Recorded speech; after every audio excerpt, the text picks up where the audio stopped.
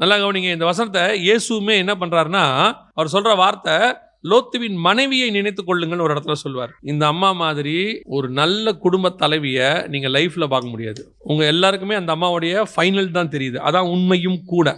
ஆனா நீங்க யோசிச்சு பாருங்க, ஒரு சோதோம் மாதிரி ஒரு ஊருக்குள்ள இந்த அம்மா 2 பெண் பிள்ளைகளையும் ஒழுக்கமா வளர்த்துருக்கு.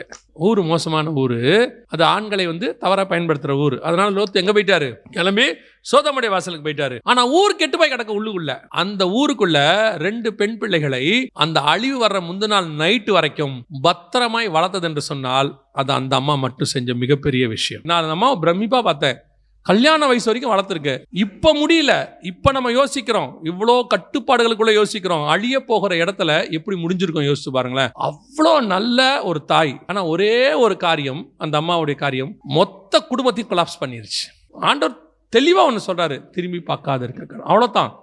இது இயேசு எங்க சொல்றாரு? வயலில் இருக்கிறவன் தன் வஸ்திரத்தை எடுக்க திரும்பாத இருக்க கடவன் சொல்லிட்டு சொல்றாரு, லோத்துவின் மனைவியை நினைத்துக் கொள்ளுங்கள். ஏன்?